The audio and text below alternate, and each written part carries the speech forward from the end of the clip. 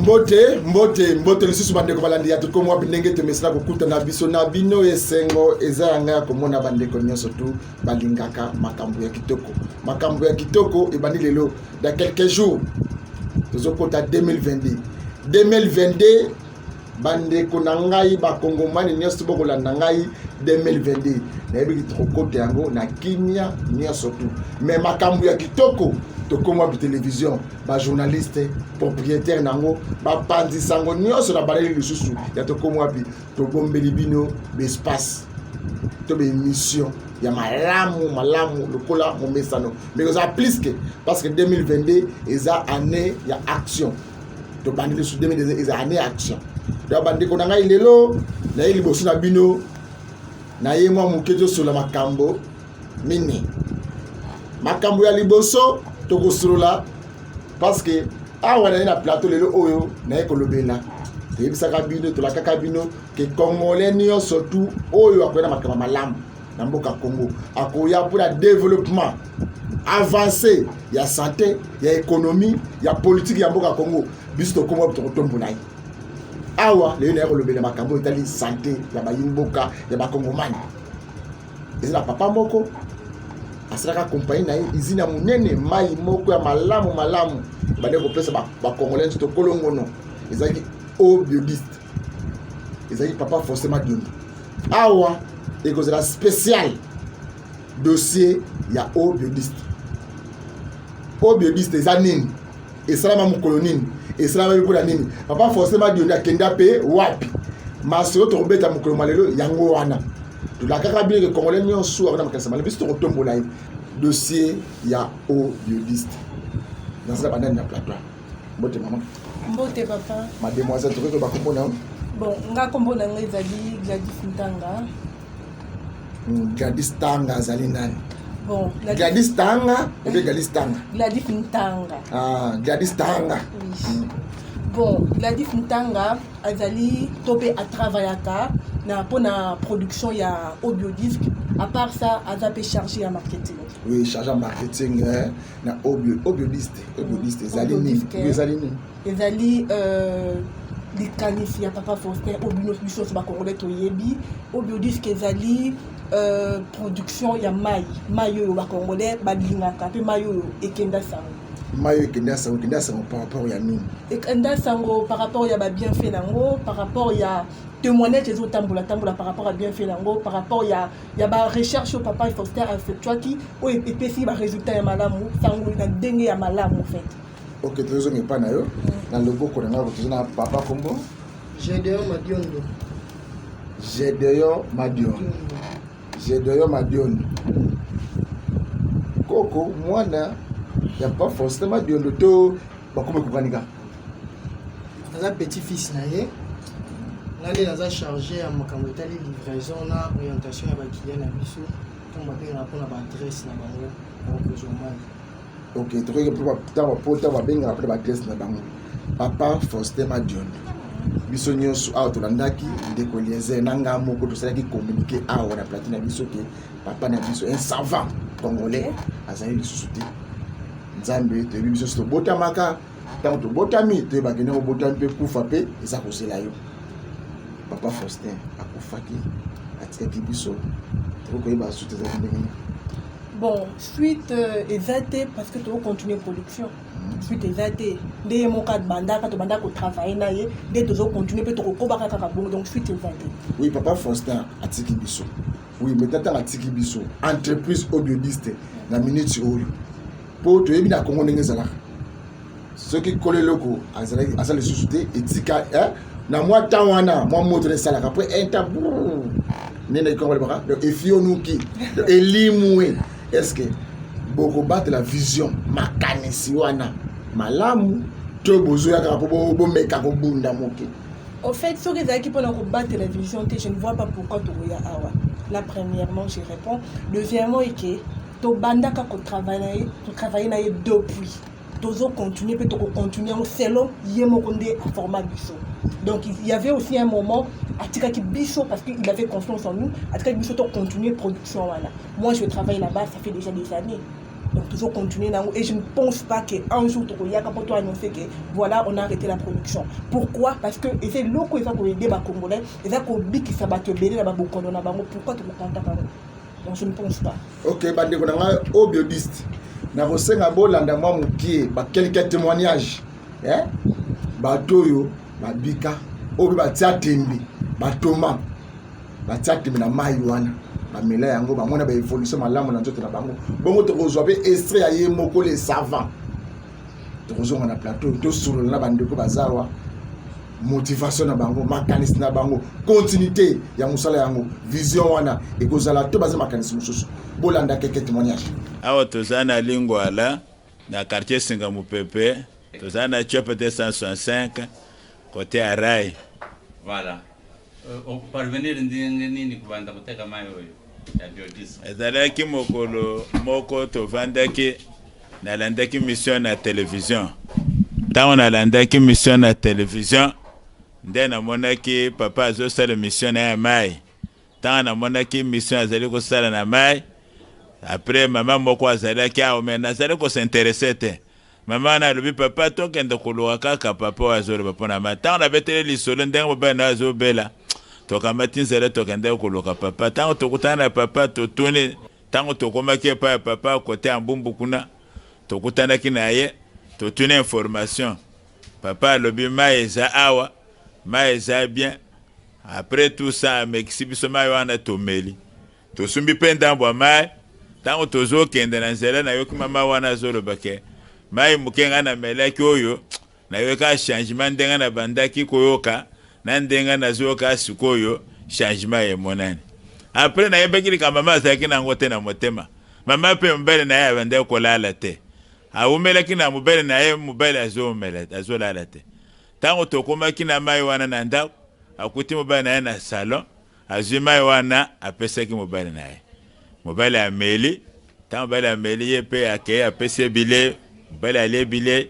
aje swendambo mai wana a pese lesus mas mubana atunike o mai wa peribite yo melaka mai ta mbali wana melaki mai komela melaki mai na wana bafandika boye ba air tardif bamone kaka mubali akomi ko nimba na pongi animbi na pongi mubali alali yangwana ya yembango yeko ibise papa Albert en tout cas vraiment félicitations un bon jour tokutana kinaye quelque part ekula kisa mubana yake omone mutabikisa ngarte nzambe mutabikisa ka to tukumisaka nzambe na papa bapesa kimayele po salama yoyo pote bantba bamela adalante ta mai wana na saka na ngwawa mai wana basumba ka tie ba docteur oya ngaliema ba docteur soki wapi bo ba ya kama ba madese mususu ba ya kosumba ka kama ya eza mai moko ezo traiter ma kasi papa moko il faut aya ko témoigner parce que papa wana zale ko piquer crise chaque jour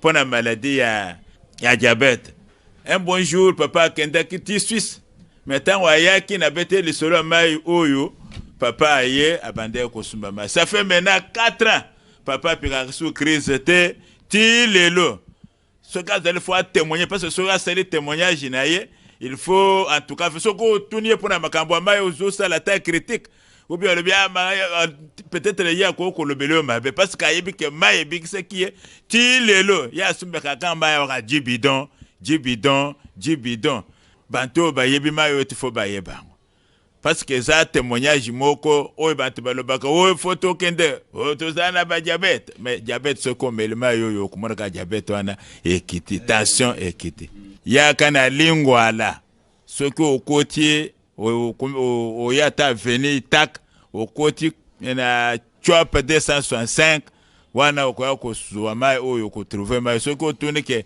bolak sangai papa Albert wa zote kama ba yebi quartier mobimbo ke ngane zote kama wana.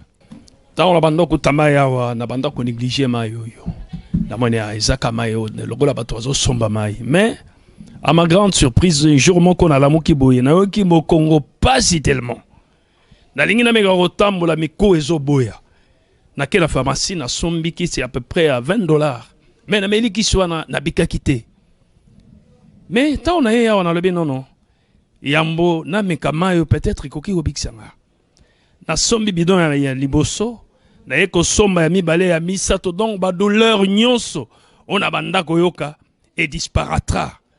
De la même goloba, ah, na dépensé mon webele na ba kisi ya pharmacie, mais na bikate. Mais au moins na banda ko négliger yango zoka ndeza na quelque chose na kati na yango. Yango nga na benga ka yango que au médicamenté. Parce qu'en tout cas, ils ont le rôle à médicament. Pe na kenda ko yebisa baninga na ngai ebele ba banda ko bela. Na kutana pe na ndeko na ngai moko boye. Alobi ke nazo ka vertige makasi na lobité. To kende pa papa Albert, o kende komeka mayo azoteka. Jour aye ko soma mayo oyo atika la fanatique ya mai chaque fois ayaka chaque instant koloka mai. C'est ainsi que nazo yebisa bato mai tout d'abord ezo kutata cherté. Eza na prix moke. Oyo moko ke o seka kokoloba ki en tout cas le rôle a pris eza moke boye e rusonga ne lokotete. Malgré prix moke mais mai ezo sala mingi koleka to ko soma na ba $5 ba $10. Kombonanga Mama Sarah Chalampoi na belaki na 2015 na belaki na koyaki AVC nazaki kotambola te pasi luboko nazaki kosembola te siko mokolo moko na butu na 2015 nga na belaki na 2015 natali na télévision 23h30 namoni papa Faustin azopesa leçon ya mai kobanda wana na 2015 na décembre nga moko na kiti na terrain na ye na kuti makambo ya mai na sombi tangu na yawa na meli mai wana na sombaka de bidon na ibandeli na meli mai na yoki luboko oyo eza kolingana te oyo ezalaki boye po na AVC siko tala omoni ndenge nazosala eza nango bien mikuwa na kati eza kosala pasi makasi esalaka su te mpo na mai oyo ebikisinga makasi nazalaki diabétique mais nzambe azosunga makasi na mai oyo mpo nazalaki koyebisa mutu nyonso azoleka na nzela ya kozwa mai eza na lobiko ya kosomba mai okende komeka soki muntu ameki yango na lobi ne kosangisa na mai mususu te mela kaka mai ya Obiodis oyo okoyoka bokeseni sikoyo tango bameki pe nakomi na clientèle ebele nakomi kosomba 50 bidon na tango wana nakoteka pe ezosila toli nakopesa bango soki bayebi nano mai oyo Obiodis te basomba bameka basomba bamela yango bakoyoka bokeseni mai oyo obela mukongo obela makolo okomona sokola muki na tongo ta mususu mwayo tamboleza te mais tango tomelaka mai oyo Obiodis naza très bien nazo tambola makolo na kokolongwa watigambela liboso nazali kokoka te surtout bato bazoyoka mikuwa pasi bamela mai oyo mikuwa pasi nzoto pasi bamela mai oyo bakozwa libiki toza na komina ya Kalamu quartier Yolo naza na Tumbumani de Debis Mama Pauline Bikanga nalandaki na radio na télévision bazoloba concernant Maya Biodis nakutani na maladi ngai pe naluki na consulte mokolo Obiodis nazwi na bandi koutilize yango 2013 tikino lelo naza komela kaka Obiodis esalinga malamu nakutanaka na makambo te concernant oyo nazalaki nango eloko etindinga na bandoteka po batu bazalaki kotuna ngai ebele bon nakotisi pe na sadere yango wana nazomela Obiodis pe koteka yango napesaka bango toli bameka nano Obiodis mpo na nga mpe nakutanaki na makambo yango mpongo quelques-unes balandaka nga ti nazwaka o biodisk bango mpe basadere kaka bameli yango oyo ezali usine ya obiodisk soki touti na basiterne ya libanda premier filtrage na libanda tokoti na kati esika basiterne ya mike mike ezali deuxième filtrage sikoyo toyei kokota na kati ya labo toza mai soki euti libanda ekoti na première usine ekoti na usine ya suka kosokola mai filtrage mpe koya kokota awa oyo ezali membrane extra fine. Membrane extra fine, c'était ultra fine. C'est que mai soki ekoti awa yende aza kokabula mai ya mabe na mai ya malamu. Après aye kokota awa na ultraviolet. Ultraviolet ezali appareil ezali kodétruire ba microbe, ba infection, ba nini nyonso eza na kati ya mai yende aza koboma nyonso mpo mai ekoma stérile. C'est-à-dire oyo nde azali machine oyo ezali lampe témoin oyo eza kolakisa biso ke ultraviolet azali kosala mosala na ye. Après là-bas mai eye ekoti awa ekei na terminus sikoyo ekoti awa emati ekei na usine ya mibale kuna usine ya misato kutu. Soki to mai euti libanda ekoti na kati efranchir filtrage ya liboso ekoti na deuxième chambre wapi ezali kozala siko filtre mpe na ekoti na membrane ultra membrane epuis ekoti na UV nde lelo eye koshite awa po ezali na terminus soki eshite awa nde tozali kosala yango conditionnement na babidon ya 5 litre. Yo moko moi déjà ndenge okuti ngai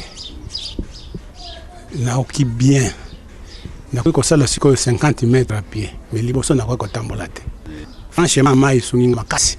Eloko nini mpenza ezalaki kosala pasi oyo mpenza emema yo mpo banda komela mai ya biodisk? Papa eloko esala ngai pasi maladi ya motema. Maladi ya motema moto esalaka ngai pasi cholesterol esalaki ngai pasi derange ngai elenga pema maladi evimbisi nga makolo mpona motema. Donc comme ça kinga est vraiment mourant. Antonio Maxime nayo kindenge olobi pona maladi nayo ya motema. Est-ce que okoko yebisa ngai mikoroboni umeli na maladi oyo poya kokutana pe na mai ya biodisk omelango esunga yo ndenge otikoloba? Maladi baninga na 2008 2009 2010 2011 2012 2013 yango siko na 2014 tant na beli mai na yo na komika mwa bien po vraiment nazalaki mutu ya kokufa. Bato oyo bayebaki yo na ntango ya bokono ya motema ozalaki nango bazalaki komona yo lelo ntango baza komona baza koloba nini?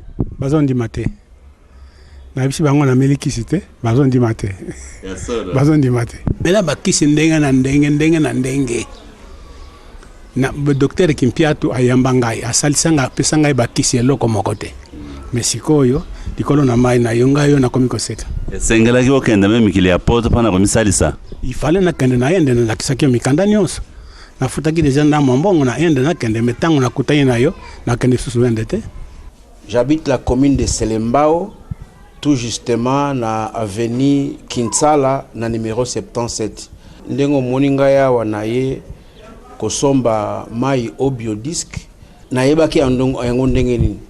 C'était par hasard, je regardais la télé et tout d'un coup namoni un certain monsieur Papa Faustin azali kopesa exposé autour ya mai au biodisk mais contenu ya message nae intéressant kingai mingi.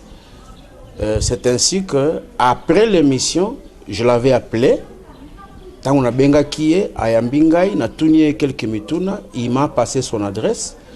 Je suis venu personnellement jusque chez lui à la maison, je l'ai vu, nous avons échangé et au regard là-bas élément on a trouvé qui na kati ya exposé naé En tout cas, je n'ai pas hésité. J'ai acheté l'aubiodisque. Et au début, j'ai seulement pris 2 bidons. Mais mon frère, je dois d'abord remercier Dieu pour cette découverte. Ndenge nazali komela mai aubiodisque, ba effet nango, résultat on a remarqué, parce que depuis na komaki diabétique, ça fait de cela pratiquement 13 ans. Et na salaka glycémie, mataki likolo na 400. Alors, depuis naza komela aubiodisque, glycémie nangai est comme conagé entre 150 et 170. Mais mokolomoko nameli mai aubiodisque vers 12 heures na kaipe kolia. Mais eloko ni na constaté ki sima na kolia, na constaté que par rapport ya ndenge na yo kaka soki na lié, mais na sentir lokola na kati na nzoto na ngai na lingi na sala hypoglycémie. Hypoglycémie lingi koloba ke glycémie ezali ya kokita. Mais ya liboso d'abord na landaki émission ya ndeko Eliezer na télévision. Alors tellement na landi émission na yoki ne explication ya papa Faustin ndenga lobelaki et ko sala ke et attirer ngai. Ça fait presque 2 ans nazali ko souffrir na pasi ya makolo, nazali ko lata sapatu te, nazali ko sala distance te.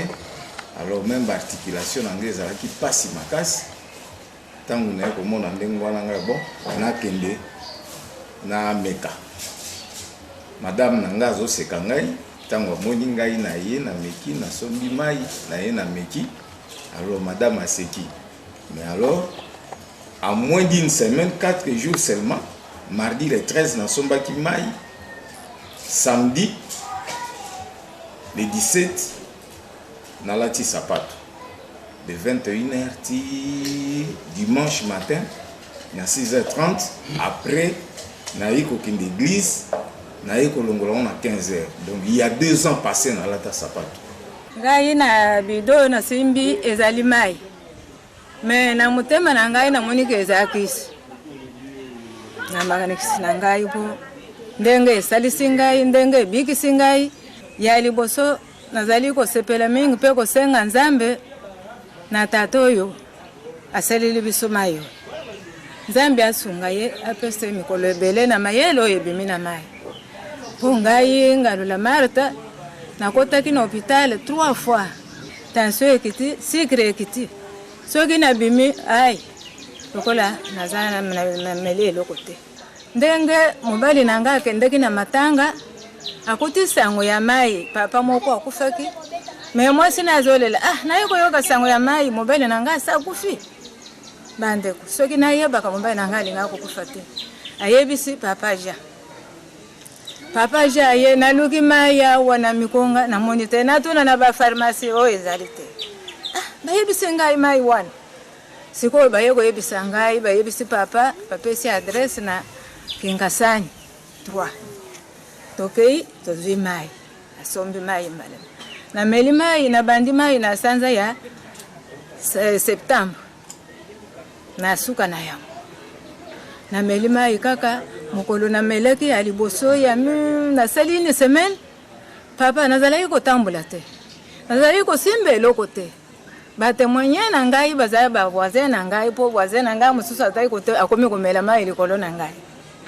Nakomi kosala musala. Nakomi kolamba po ngai nazalaki kaka nase ndeko na ngai etoko. Lobi ko na ngai. Bio obieshi. Kasi mama batu musu na bandako bakokanisa ozokosa soki omeka mwa kotelema omeka kotambola antuka oba mona pena ke ba mona ngai nazana esengo papa ata kobina na kobina nazana makasi na ngai sikoyo kotambola na ngai nazotambola. Merci bandeko balandi motu mona ba réalisation na ye moko les savants congolais papa Faustin Madundo paix à son âme. mais atikeli biso richesse atikeli biso mai bon moi ponga mona monaka soko lingo zo baptême bakena na mutu na mai o baninga bikola yo ezaka nini mai donc mai eza makambo eza importance ebele na nzoto ya mutu bandeko bakolanda ngai mai oyo ozomona yo nga moko un jour mango place moko bona base na ngai yobinga nazalaka na kisenso kuna na kisenso kota lunda penda kuna om trans batala kabiso la c baotela penda kuna na yesi bango ngai nazamana na nganga na mwaza kutabumbwa mai na melaka yango donc mai oyo kota mla kisasa mobimba apa epa na ngai komona place mususte mama na yoki ndenge lobi ke vision oyo bokotika yango te ndenge na yeba ba congolais butoto de ba témoignage ba pese l'explication ndenge babika est-ce que mai oyo makamande ba utondo ba wana esala ka nini mekana ko expliquer bisanzo ta mutu importance ya mai na bino oyo bise za nini bon na ubandana nuna importance ya mai na ndoto avana kota na importance ya obélisque na ndoto mutu to bien mo biso nyonso que le corps humain a moyenne contient moyenne 65% de mai na ndoto. Là, tu es bien de tangango na ba place tout est bien. Et tu yebi que un corps sans activité physique a besoin de 2,5 litres par jour sans activité physique. Voilà mai en général. C'est comme mai na biso. Et ça wana premièrement on a le bakango et le kaliboso. Et ya kawana quand et na ndoto mutu mutabandi comme pour la première fois. Et là, il a renouvelé ma cellule morte. Parce que écoute, il a beaucoup. Et là, il a malade et attaqué. Il a un anticorps, ma cellule. Ma il a pour la première fois dans d'autres côtés et qui a renouvelé ma cellule et Koufaki. Et ils ont que nous coupé ça au bon mot. À part on a ils ont multiplié, renforcé ma anticorps à mon tour. Voilà le caliboso et ça la kawana. Après deuxième lot qui est ça là et qui place écoute maladie. Là c'est que beaucoup de maladies ceux qui montent dans la rhumatisme azana poto popo na ba diabétique pe ba melaka ba tu ya tension ba melaka donc ba maladie de constipation maux de tête insomnie et ça na ba maladie belé et autres qui ko kuta seulement maladie kuti na ndoto na yo par exemple ngai problème na ngezali peut-être insomnie dans la kate je prends de l'eau et ça d'abord premier rôle nango et qui renouveler ba anticorps nanga et qui si ba anticorps nanga makas et renouveler ba cellule et puis si ba anticorps nanga makas deuxième elo ko apporter na ndoto nanga et kuti malade nanga ya insomnie wala pongi na butu na zwakate et qui si ko pesa ngai pongi ko pesa ngai ndengeni na meli yango lelo na meli lobi kuna place malade banda ke banda be muke zo mata tie ko pesa guérison la guérison wana il a kifite ke fanatique comme la mai parce que na biki non. Et le bipété que non parce que mai wana meli et biki finga qui na rosa qui sa munganga te pourquoi parce que mai oui ça traite tant que aux qui se remettent presque par un médecin na mai on a besoin bien fait la vertu selon les OCC ou l'OMS et Sengeli et donc kutana et donc ça guérison plus guérison moi autant on continuer mai wana je crois pas que guérison est dans la limite je ne pense pas et donc guérison sans fin. OK na moni otangi kombo ya OCC na OMS est-ce que mai na bio obiolis OMS niveau international, OCC niveau à Congo. Ok. Organisme tangi wana yebi mai na bino. Bon, notre eau est traitée selon les normes de l'OMS et testée et approuvée par l'OCC. C'est que mai na bino côté ramène à Porto, la Belgique, la France, l'Allemagne. Pourquoi pas? Tant qu'ils allaient traiter selon les normes de l'OMS, ça a été testé et approuvé par l'OCC. Tout ça, nous ne pouvons pas venir produire quelque chose où l'OCC reconnaître en haut. Non. Non seulement l'OCC reconnaître en haut, l'OCC a approuvé cela, après c'est une permission. Et on va toujours continuer la production. Est-ce que Maya en haut biodis, ils n'ont pas condition de... Non, la tension, l'hypertension, non, Maya n'a pas dans condition à mon côté. Condition, parce que là, tout faisait maille comme tout autre maille. La maille a comme mais et ça différent là-bas pourquoi parce qu'il y a des choses qui font il y a des choses dans la vertu il y a des choses à traiter et ça et tout ça il y a un dengue qui est ça mutu énergie dans l'auto et ça la 13 minéraux maille n'a donc maille n'a c'est différent sur le point il y a minéraux sur le point il y a vitamines sur le point il y a traitement parce que maille nous faut qu'on mélange on reçoit le côté là je vous l'ai dit. Je ne pense pas que les qui sont dans rhumatisme, je ne pense pas que les qui sont dans infinité, je ne pense pas que les qui sont dans maladie, non. Mais tant qu'ils ont mis la biodisque, il y a un témoignage parce que tu as un témoignage, tu as témoigné parce que tu as je ne pense pas que moto abiki na eloko alata koza courage abiki bosa témoigner non mais tant que ozomela eloko epesi yo guérison yo moko bozala na omelaka yango oyebi quand ozomela eloko epesi yo guérison ekopesi mpe courage ya koleka liboso bato témoigner donc ok c'est ça donc bandeko balandi oyo ndenge mama alobi mai na bango eza na condition moko te mais nazosepela mpona nini parce que eza makanisi ya congolais mama mpa eza te o ende pakistan te mwana mboka papa forcément daza congolais de père et de mère ndenge bozoloba mikolo silokola bina mikolo azwi makanisi alobi ete na barecherche akosala nde bato nyonso basalaka ye azwi makanisi na nzela ya mai ekoki kobikisa mutu ekoki kosoigne baanticorps ekoki kopesa nzoto na yo makasi nde papa asala barecherche aproduit mai oyo obiodiste bandeko na ngai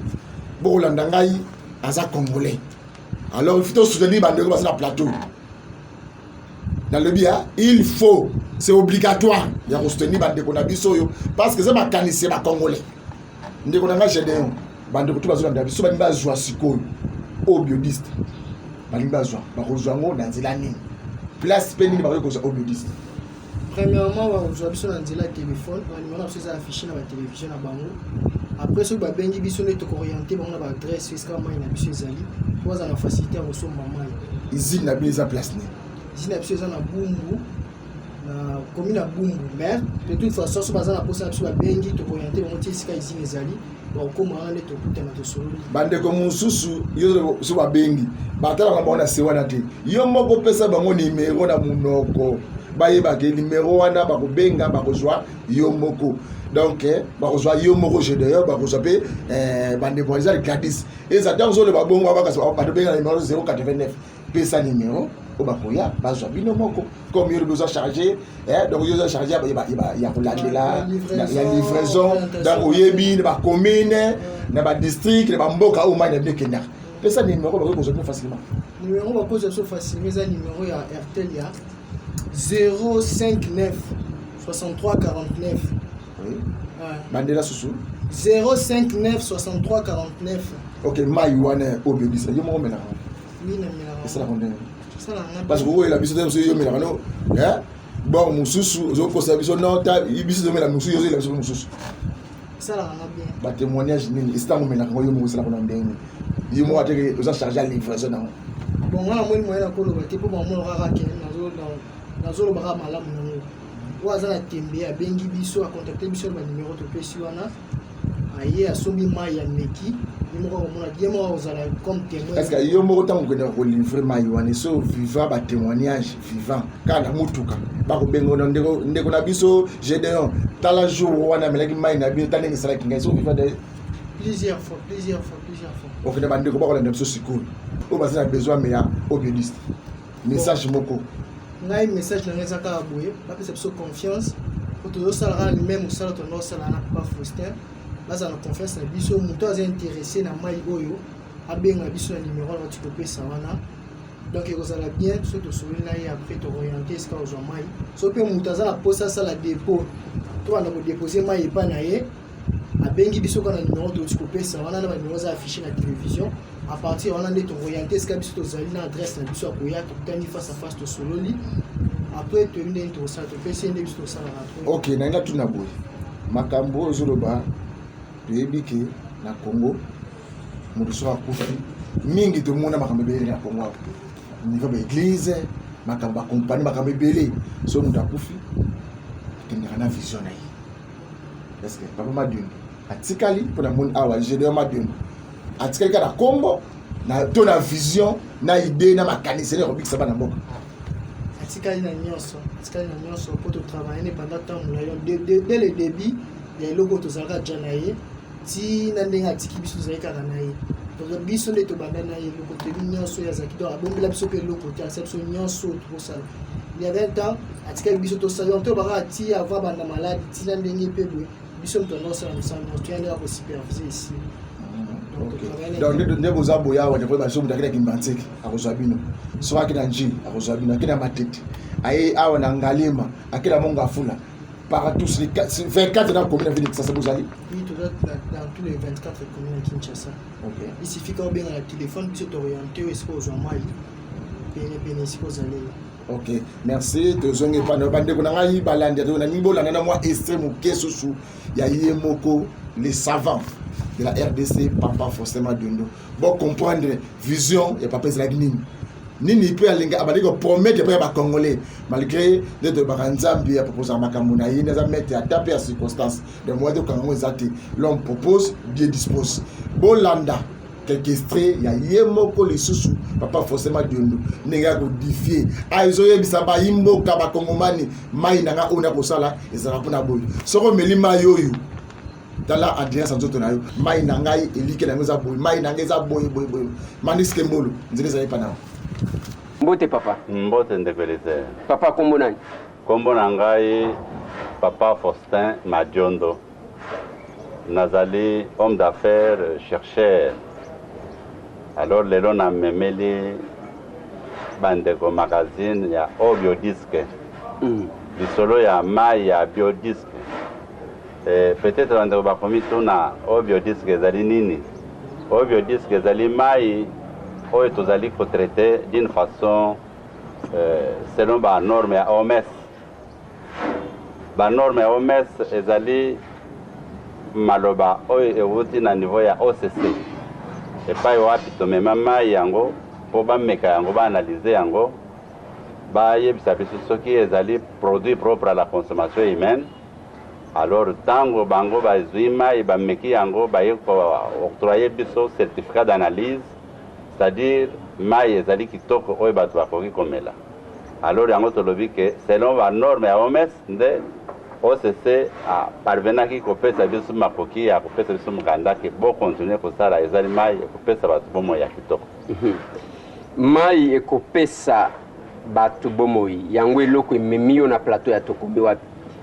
Musala d'abord ya mai oyo obandi yango na mbula nini et puis ozo salango na ba pareil nini OCC pour que apesa yo autorisation ya kosala mai yango nini yango a constaté par rapport ya mai na yo.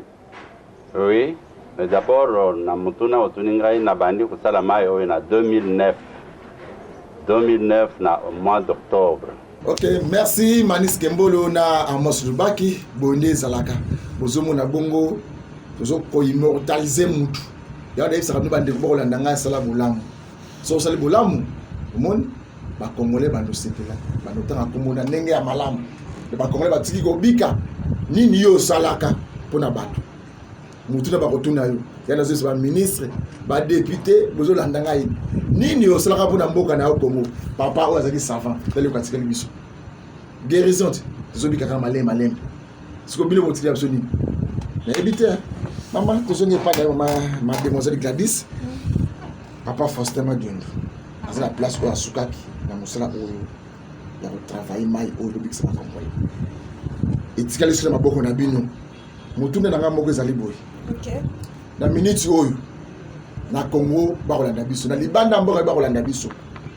Bino ne botte que les représentants légal, il y a Obiodi, c'était pas Bissou Bazali. Bon.